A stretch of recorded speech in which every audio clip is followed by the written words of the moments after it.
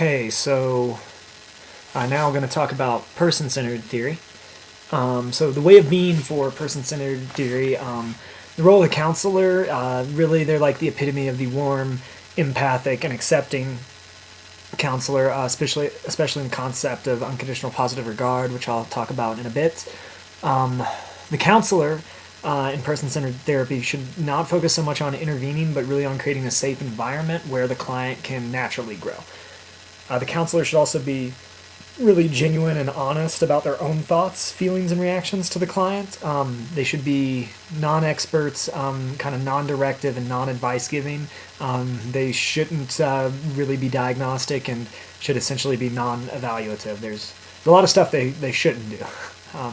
The client, on the other hand, the role of the client, well, first of all, it's important to note person-centered therapy doesn't view the client as having a mental disorder, but I like the way Rogers stated this, a problem of living. Clients will often be confused or incongruent when coming to counseling. Clients do, though, have to take responsibility and control over their own lives. Clients must also seek to try to gain awareness and be true to themselves and really not try so hard to live for other people. The role of the therapeutic relationship in person-centered counseling, as stated previously, the main goal of the relationship is really to create a safe and supportive environment where the client can grow and progress naturally. But the therapeutic relationship, it's designed also to just provide unconditional positive regard, so that clients can take this in and kind of grow in that positive direction. The way of understanding for person-centered counseling, the view of human nature is that people are naturally good at heart. They're generally positive and productive, and will actually progress toward positive growth unless faced with negative circumstances. And that's kind of really what the concept of self-actualization is all about, that people have a tendency to self-actualize, to go to the top of the hierarchy of needs. Our reality is subjective, more based on our experiences. There's no objective reality. Another concept of human nature is that people try to focus on the experiences that help them grow and move forward towards self-actualization, and they tend to avoid those that don't. The view of the problem in person-centered therapy is that maladaptive behaviors, those are the behaviors and actions that push us away from self-actualization or prevent positive growth. People usually only become maladaptive when their basic needs are threatened. I guess such behaviors can also arise when a person's self-concept doesn't really match their experiences.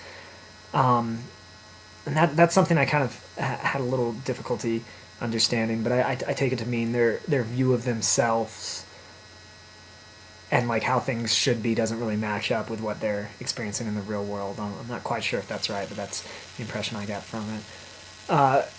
Also, people try to protect themselves from any event, emotion, or thought that is threatening, and they avoid experiences associated with those. And that's a lot of times how anxiety and avoidance of positive behaviors can arise. The view of healthy and adaptive behavior in person-centered therapy is maintaining strong, intimate relationships with others.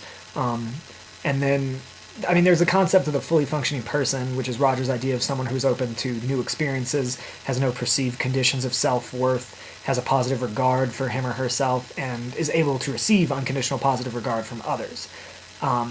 This fully functioning person, their self-concept is also congruent with their experiences. They trust their own senses. They have constructive behaviors that move them toward positive growth. They're trustworthy. They feel a sense of freedom in terms of thoughts and choices, and they're also creative. It mentions that.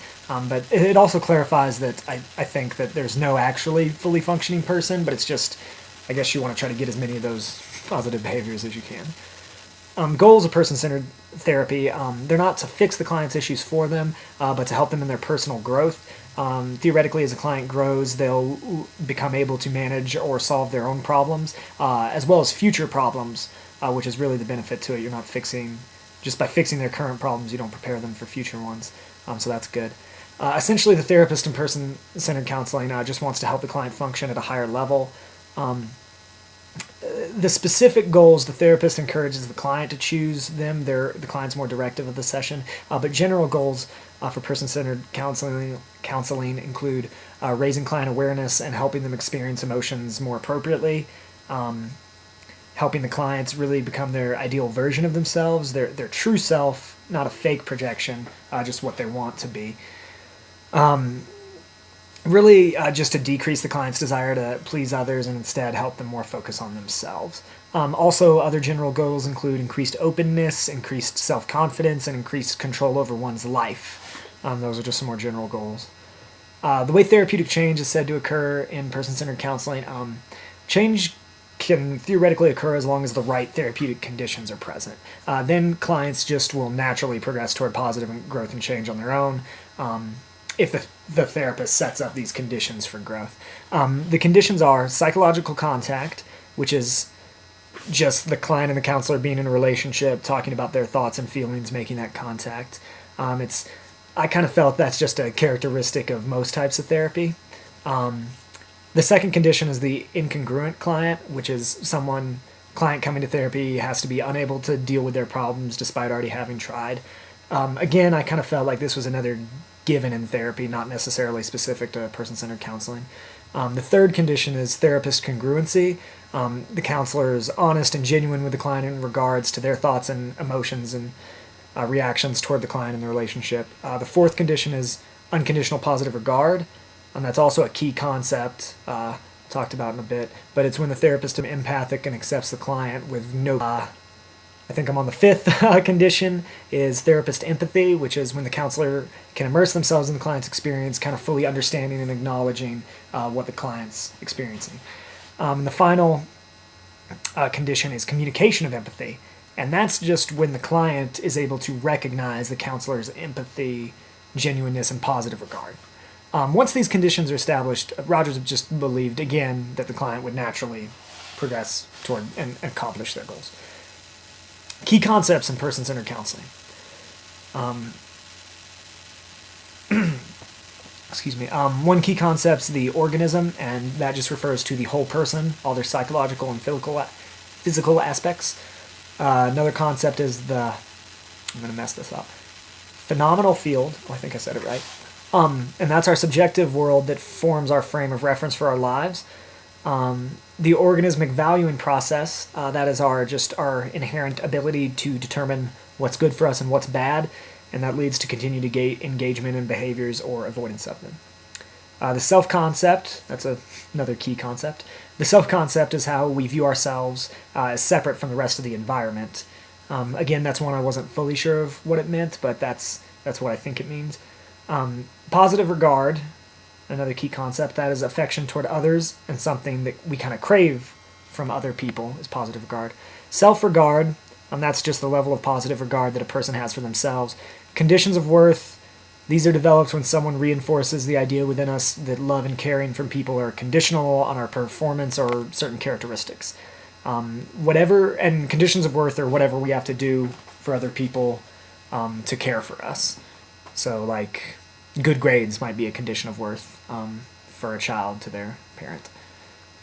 Way of intervening in person-centered counseling. The techniques. A lot of these I've become very familiar with. Feeling reflections. And that's just stating the client's projected feelings kind of aloud to them to help the client sort of recognize and process it and to try to focus the conversation on emotion. Paraphrasing, and that's just rewording what the client said in simpler terms. And this conveys to the client that you're listening and you understand what they're saying, and it also lets them hear themselves so that they can kind of get their message. And both of these skills are related to active listening, and that's the general technique of person-centered counseling, which is just the therapist kind of remaining silent and speaking infrequently to give the client full control over the session. It's also, these aren't really listed as techniques, but the counselor also should be aware of nonverbal communication, making sure that their nonverbal communication is open in the session so that the client knows they're engaged in hearing what they're saying. And that's all I have for person-centered counseling.